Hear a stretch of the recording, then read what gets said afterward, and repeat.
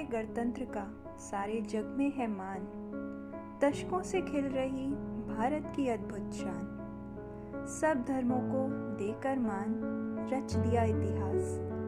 हर देशवासी को इसमें है विश्वास। आप सभी को गणतंत्र दिवस की हार्दिक शुभकामनाएं।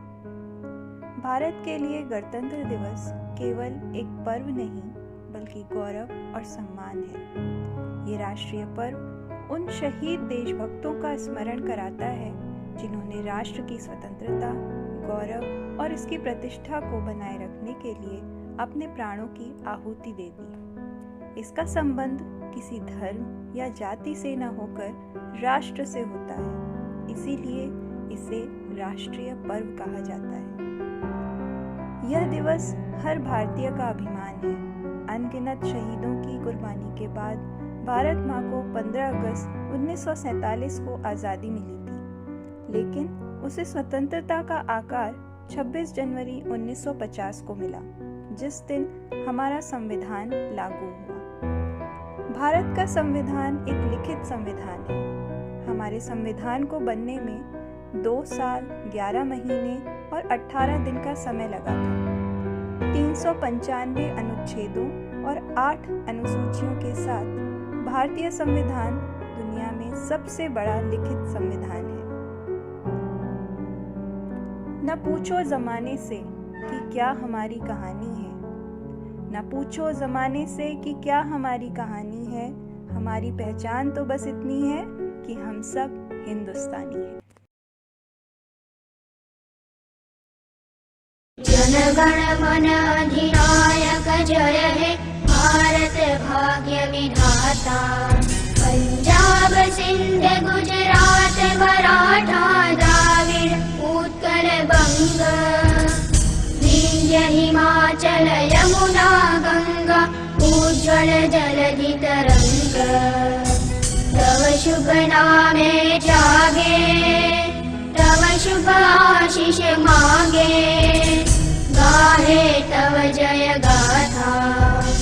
जन गण मंगलदायक जय हे भारत भाग्य विधाता। जय हे जय हे जय हे जय जय जय जय हे।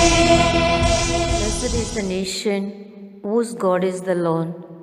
We urge then first of all offer our prayers, petitions, intercession and thanksgiving be made for all people, for leaders and all those who in authority, that we may live peaceful and quiet lives in all godliness and holiness. Let us raise our prayers.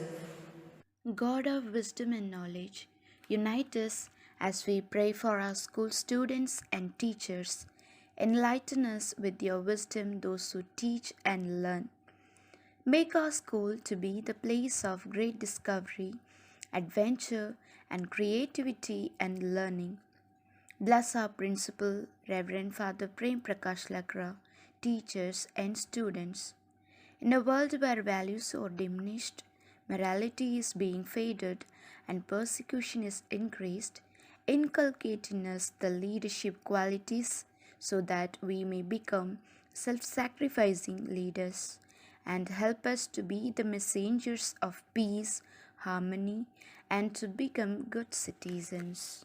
Almighty God, bless our country and make it true to the ideals of freedom, fraternity, justice, and equality for all. Bless our leaders with vision and courage to govern, upholding our Constitution and uprooting corruption at all levels.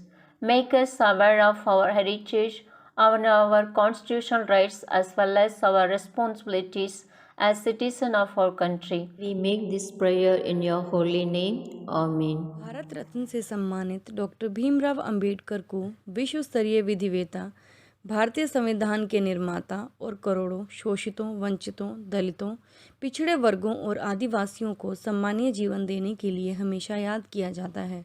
उनका जन्म 14 अप्रैल 1891 को महू, मध्य प्रदेश के एक अस्पृश्य परिवार में हुआ था।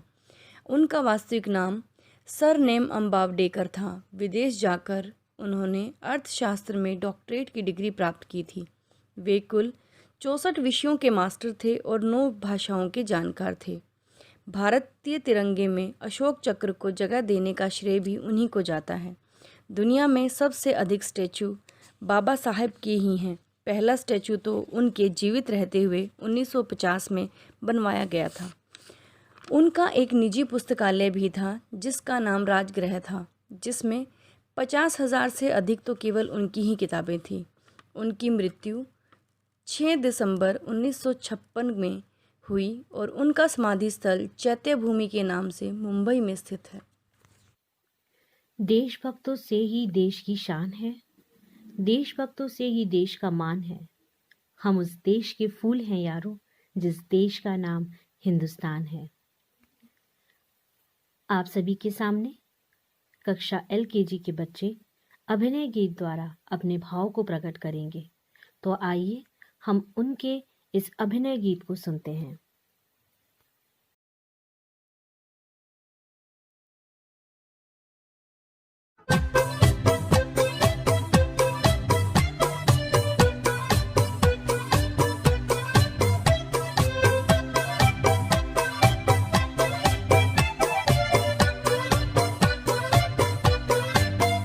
नन्ना मुन्ना राही हूँ, देश का सिपाही हूँ, बोलो मेरे संग जय हिंद जय हिंद जय हिंद जय हिंद जय हिंद। नन्ना मुन्ना राही हूँ, देश का सिपाही हूँ, बोलो मेरे संग जय हिंद जय हिंद जय हिंद जय हिंद जय हिंद।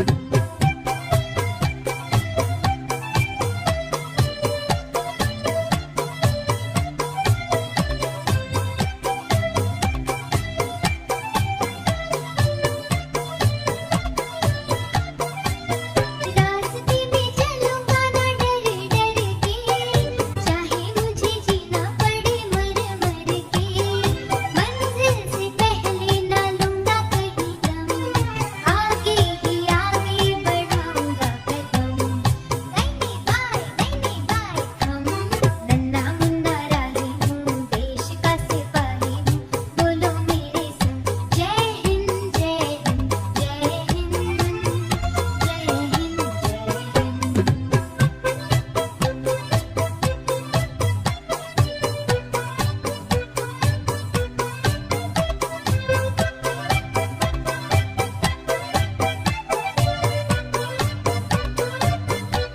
धूप में पसीना मैं बहाऊंगा जहाँ, हरे हरे खेत लहराएंगे वहाँ। धरती पे पाके न पाएंगे जन्म, आगे ही आगे बढ़ाऊंगा कदम। नहीं बाय हम, नन्ना मुन्ना राही हूँ, देश का सिपाही हूँ, बोलो मेरे संग जय हिंद जय हिंद जय हिंद जय हिंद जय हिंद। भारत का संविधान भारत का सर्वोच्च विधान है, जो संविधान सभा के द्वारा 26 नवंबर 1949 को पारित हुआ तथा 26 जनवरी 1950 से प्रभावी हुआ। भारत का संविधान विश्व के किसी भी गणतांत्रिक देश का सबसे लंबा और लिखित संविधान है। संविधान लागू होने के समय इसमें 395 अनुच्छेद, 8 अनुसूचियाँ और 22 भाग थे, जो वर्तमान समय में बढ़कर 448 अनुच्छेद, 12 अनुसूचियाँ और 25 भाग हो गए हैं। संविधान सभा के 284 सदस्यों ने 24 जनवरी 1950 को दस्तावेज पर हस्ताक्षर किए, जिनमें 15 महिलाएं भी शामिल थीं। इसके पश्चात 26 जनवरी को भारत का संविधान अस्तित्व में आया। इसे पारित करने में 2 वर्ष 11 माह 18 दिन का समय लगा। अतः हम सभी भारतीय नागरिकों का यह कर्तव्य है कि हम अपने संविधान के प्रति आस्था रखें तथा उसका सम्मान करें। जय हिंद, जय भारत। दे सलामी इस तिरंगे को जिससे तेरी शान है, सर हमेशा ऊंचा रखना इसका जब तक दिल में जान है। अब आपके सामने कक्षा UKG के बच्चे अभिनय गीत द्वारा अपनी देशभक्ति का बखान करेंगे।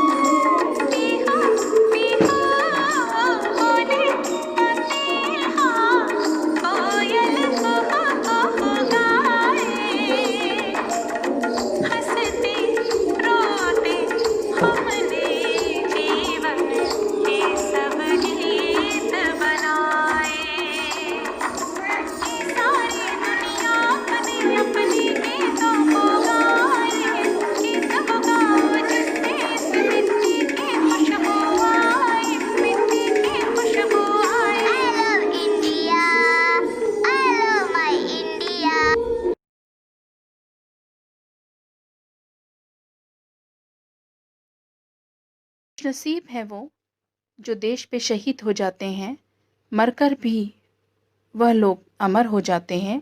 गणतंत्र दिवस की शुभकामनाओं के साथ कक्षा 6 आपके सामने प्रस्तुत करेगी राष्ट्रवाद बनाम देशभक्ति एक ही सिक्के के दो पहलू हैं या भिन्न विचारधारा, इस पर अपने विचार। भारतीय राष्ट्र का जन्म किसी राजा राजवंश से नहीं हुआ है। भारतीय राष्ट्रवाद के विचारों का मूल केंद्र भारतीय लोग और उनकी प्राचीन संस्कृति है। क्या राष्ट्रवाद और देशभक्ति में अंतर है? कुछ स्तर पे ये बातें बहुत से लोगों को समान लगती हैं, परंतु कुछ गहन दृष्टि से देखने में इन बातों में बहुत अंतर है। देशभक्ति का अर्थ है देश के प्रति प्रेम, वहीं राष्ट्रवाद इसी देशभक्ति का प्रकट प्रदर्शन है।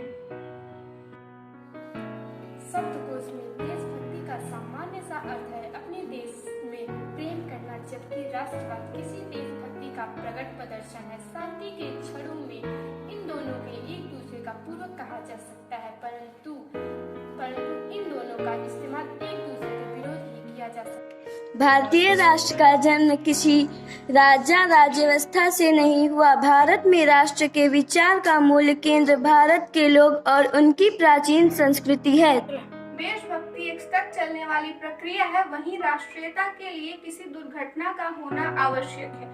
एक ऐसा बाहरी प्रेरक तत्व जो इसे समय समय पर जगाता रहे। यदि इसे नियंत्रण में न रखा गया तो यह अंतर्राष्ट्रीयता के स्तर तक भी जा सकता है।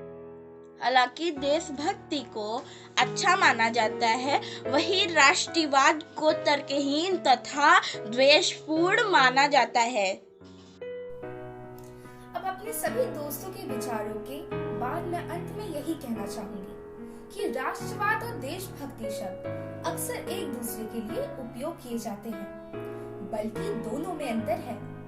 देशभक्ति का मतलब है किसी भी देश के सकारात्मक बिंदुओं पर गर्व करना तथा उनके सुधार के लिए योगदान देना। दूसरी ओर राष्ट्रवाद का अर्थ है कि किसी भी देश पर उसके सकारात्मक और नकारात्मक बिंदुओं के बावजूद भी उस पर गौरव करना। धन्यवाद। बात गई, क्यों ना हम सब सारे बैरों से ऊपर उठकर अपने देश के उज्जवल भविष्य के लिए प्रयास करें। इसी सीख के साथ हमारे सामने आने वाले हैं क्लास 3 के छोटे छोटे बच्चे। तो आइए सुनते हैं ये कहानी उन्हीं की जुबानी।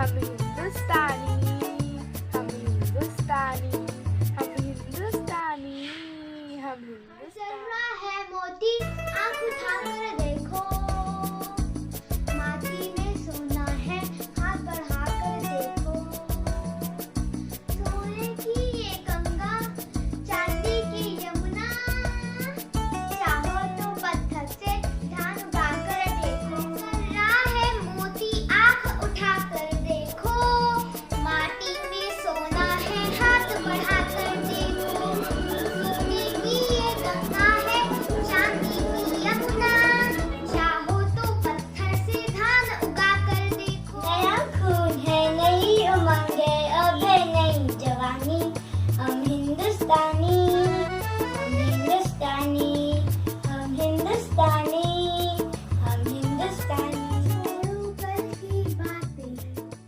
कल की बात पुरानी, नए दौर में लिखेंगे मिलकर नई कहानी, हम हिंदुस्तानी, हम हिंदुस्तानी, हम हिंदुस्तानी, हम हिंदुस्तानी।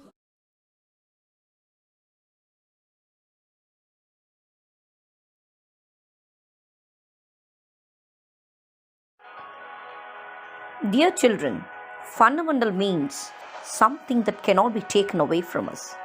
Our country is governed by a set of rules. It is in the form of a book called the Constitution of India. Do you know what is our rights and duties?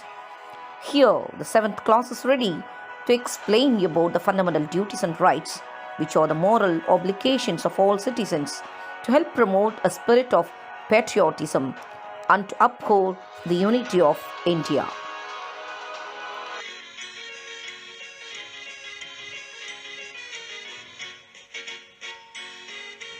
भारतीय संविधान सभा की ओर से 26 नवंबर 1949 को भारत का संविधान पारित हुआ और 26 जनवरी 1950 को प्रभावी हुआ। भारत का संविधान विश्व के किसी भी गणतांत्रिक देश का सबसे लंबा लिखित संविधान है।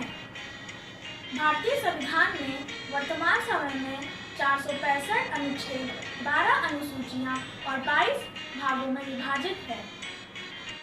भारत एक लोकतांत्रिक देश है जहाँ का हर व्यक्ति पूरी स्वतंत्रता के साथ रहता है, परंतु उसके देश के प्रति कुछ कर्तव्य भी हैं। अधिकार और कर्तव्य। अधिकार और कर्तव्य एक ही सिक्के के दो पहलू की तरह होते हैं।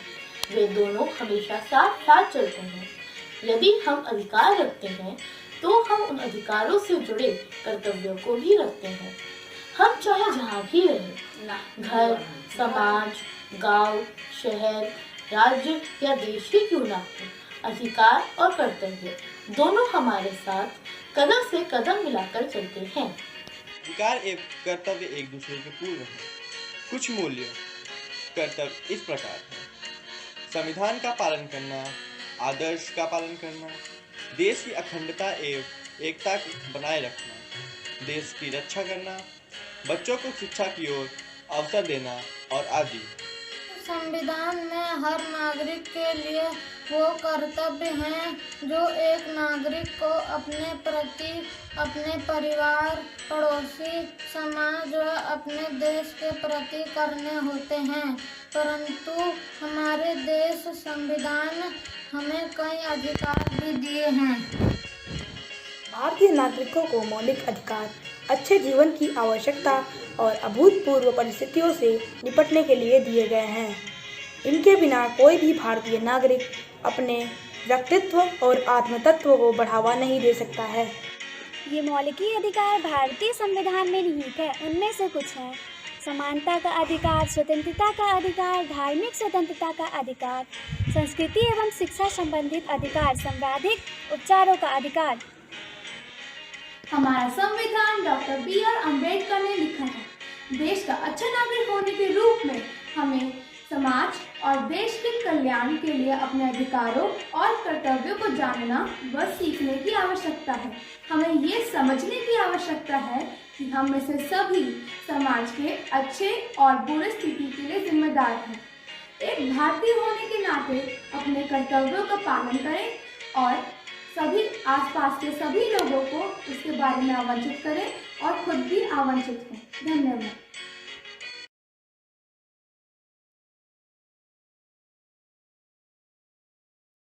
सात सुरों में कल कल बहती नदियाँ, कोई कला नहीं तेरे सतरंगी इंद्रधनुष से बढ़िया। मुक्त गगन में उड़ते पंछी गाते तेरे ही तराने हैं, वाह मेरे भारत तेरे भी क्या कहने हैं। इस कड़ी में हम आगे चलते हैं कक्षा 2 के बच्चों द्वारा मनोरम प्रस्तुति की ओर। चक दे India.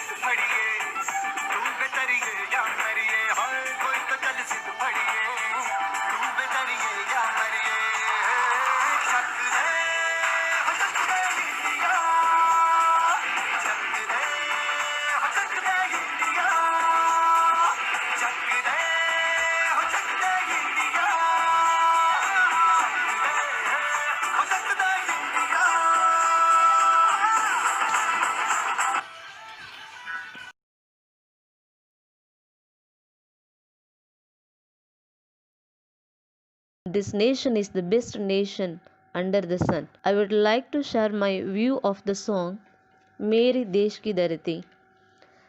As we know that India struggled for its own freedom. As this song Mere Desh Ki Dharti talks of the fields of the nation. Here are students from class 4 express their happiness, gratitude by this song.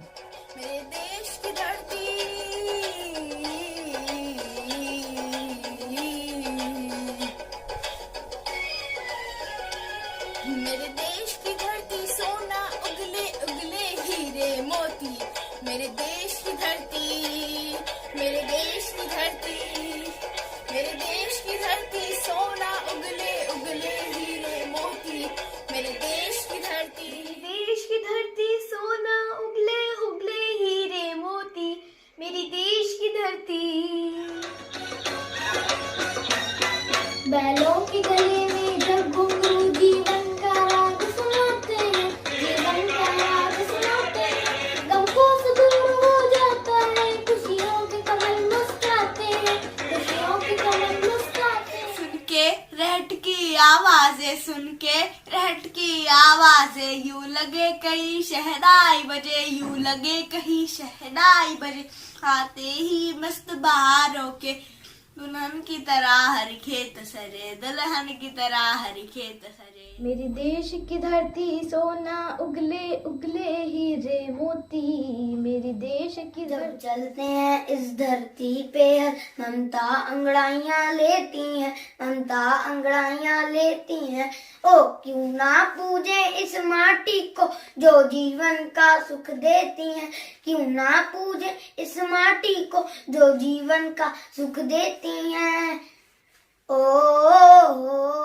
जिसने जन्म लिया इस धरती पे, जिसने जन्म लिया उसने पाया प्यार तेरा, उसने पाया प्यार तेरा।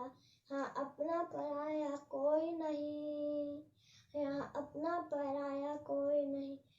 माँ सब पे उपकार तेरा, माँ सब पे उपकार तेरा। मेरे देश की धरती सोना उगले उगले हीरे मोती, मेरे देश की धरती, मेरे देश की धरती, मेरे देश की धरती सोना उगले उगले हीरे मोती, मेरे देश की धरती, मेरे देश की धरती। बाग है गौतम नानक का, खिलते हैं अमन के फूलियाँ। गांधी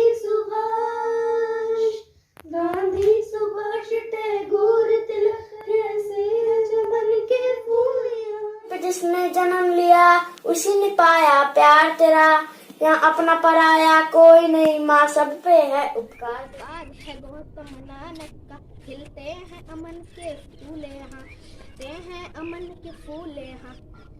गांधी सुभाष टैगोर तिलक ऐसे हैं चमन के फूल यहाँ, ऐसे हैं चमन। रंग हरा हरी सिख दलवे से, रंग लाल है लाल बहादुर से, रंग बना बसंती भगत सिंह से, रंग बना बसंती भगत सिंह से। रंग अमन की वीर जवाहर से, रंग अमन के वीर जवाहर से। गौतम नानक का खिलते अमन के फूल यहाँ, गांधी सुभाष टैगोर तिलक ऐसे है चमन के फूल यहाँ। रंग हरा हरि सिंह नलवे से, रंग लाल है लाल बहादुर से, रंग बना बसंती भगत सिंह से, रंग अमन का वीर जवाहर से।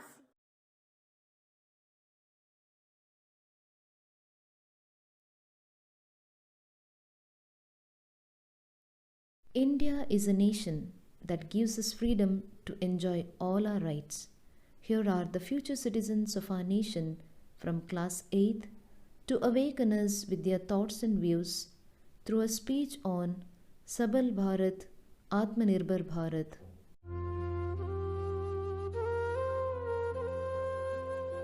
आप सभी को मेरा शुभ प्रभात। आज हम कक्षा 8 के विद्यार्थी आपके समक्ष एक भाषण प्रस्तुत करने जा रहे हैं जिसका विषय है आत्मनिर्भर भारत, यानी खुद पर निर्भर होना, यानी खुद को किसी और पर आश्रित न करना। तो आइए प्रारंभ करें। आत्मनिर्भर होना हर व्यक्ति, समाज और राष्ट्र का स्वप्न होता है। जैसे कि हमारी भूतपूर्व प्रधानमंत्री श्रीमती इंदिरा गांधी ने भी कहा है, देश की शक्ति उसकी आत्मनिर्भरता में होती है, न कि दूसरों से उधार लेकर काम चलाने में। राष्ट्र ही अपने राष्ट्र में सर्वोपरि राष्ट्र है, क्योंकि जो राष्ट्र आत्मनिर्भर होता है, अपने पैरों पे खड़ा होता है, वही अपने आप में सबसे अच्छा होता है। दोस्तों, उदाहरण के तौर पर मैं बताना चाहता हूं कि यदि वैशाखी के सहारे चलने वाले व्यक्ति की वैशाखी छीन ली जाए तो वह चलने में असमर्थ हो जाता है। ठीक उसी प्रकार यही स्थिति दूसरों पर निर्भर रहने वाले राष्ट्र की हो जाती है। दोस्तों, यदि हम किसी भी सामान के लिए दूसरे देश पर निर्भर रहते हैं और किसी कारणवश वह सामान हम तक नहीं आ पाता, तो हमारी देश की स्थिति जर्ज हो जाती है। और अगर वही सामान हम अपने देश में विकसित करें तो हमारे देश को फर्क भी नहीं पड़ता। समय के इतिहास के पृष्ठों को पलट कर देखिए, तब तक भारत परतंत्र था। यह अपने विकास के लिए अंग्रेजों पर निर्भर थे। लोग चाहकर भी अपना और देश का विकास नहीं कर सकते थे। स्वतंत्रता के उपरांत भारत आत्मनिर्भरता की ओर अग्रसर हुआ और आज स्थिति यह है कि यह पूरे विश्व में कोहिनूर की भांति चमकता आ रहा है। आज देखिए, भारत स्तर पर अपने जो संसाधन है, जो कि हमारे राष्ट्र में ही निर्मित है, उसमें कई हद तक अपनी पहचान बना चुका है। भारत अगर प्रगति करता है तो वह दुनिया की प्रगति में भी अपना योगदान देता है। आत्मनिर्भर भारत कार्यक्रम के तहत भारत को उस बाज की तरह ऊंची उड़ान भरनी चाहिए जो कि ऊपर पहुंचकर भी हर जीवों पर नजर रखता है। प्रधानमंत्री द्वारा आत्मनिर्भर भारत अभियान का आह्वान करते हुए 20 लाख करोड़ रुपए की विशेष आर्थिक पैकेज की घोषणा की थी।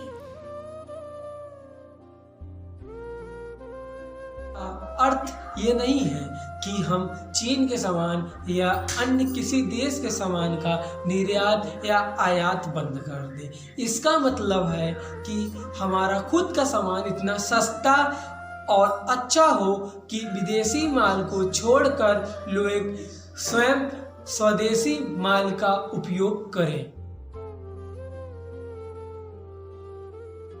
क्योंकि कहा गया है कि जबरदस्ती से कराया गया काम कुछ वर्ष, लेकिन स्वेच्छा से किया गया काम उम्र भर चलता है। चलिए आगे बढ़ते हैं। अतः अंत में हम जिस राष्ट्र की मिट्टी में पले बढ़े हुए हैं, जिस राष्ट्र का हमने खाया है, क्यों ना उस राष्ट्र का कर्ज हम स्वदेशी वस्तुओं को अपनाकर भारत को विकासशील नहीं बल्कि विकसित देशों में शामिल करें। अभी हम पूरी तरह से कह पाएंगे कि हाँ, मैं भारत का निवासी हूँ, जो कि आर्थिक, सामाजिक, राजनीतिक दृष्टिकोण से स्वतंत्र राष्ट्र है। तो तभी हमारे स्वतंत्र भारत का सपना पूरा हो पाएगा। मनुष्य की बनाई विधियां गलत नतीजे तक पहुंच रही हैं, तो इन्हें बदलना होगा। वस्तुतः आए दिन इन्हें बदला भी जा रहा है, लेकिन अब भी आशा की ज्योति बुझी नहीं है। आत्मनिर्भर भारतवर्ष को पाने की संभावना बनी हुई है, बनी रहेगी। इसलिए दोस्तों, हमारा राष्ट्र कहने से ही आत्मनिर्भर नहीं बन जाएगा। हमें अपने राष्ट्र को आत्मनिर्भर बनाना है तो हमारे राष्ट्र के हर एक व्यक्ति को राष्ट्र के प्रति जिम्मेदार होना होगा। और इसके लिए सबसे महत्वपूर्ण है कि हम नौजवानों को जागरूक होना होगा। हमें आत्मनिर्भर का मतलब समझकर अपने कदम से कदम मिलाकर साथ चलना होगा।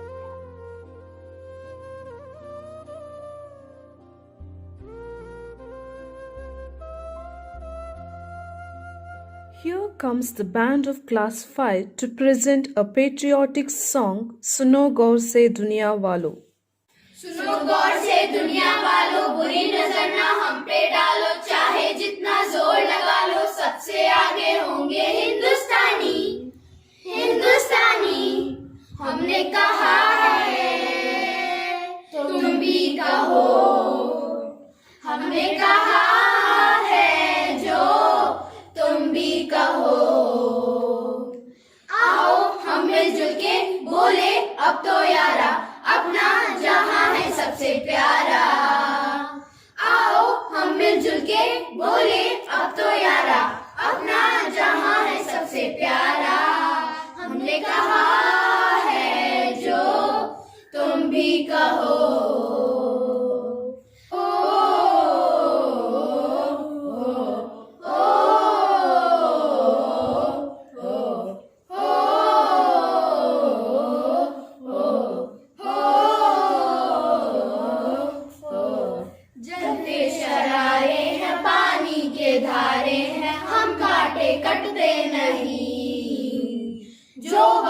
करते हैं करके निभाते हैं, हम पीछे हटते नहीं।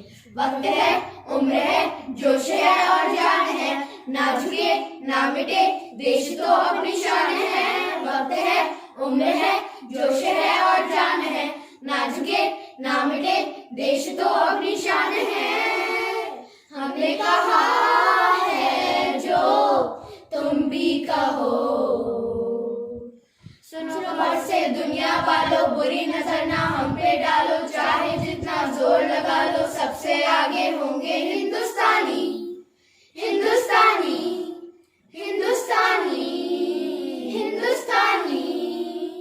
आदरणीय एवं प्यारे शिक्षक शिक्षिकाओं, अभिभावकों, छात्र छात्राओं तथा देशवासियों, आप सभी को गणतंत्र दिवस की शुभकामनाएं। भारत में हर साल 26 जनवरी को गणतंत्र दिवस के रूप में मनाया जाता है। इस दिन उत्सव उस दिन को मनाने के लिए मनाया जाता है जब हमारा संविधान सन 1950 में आया था।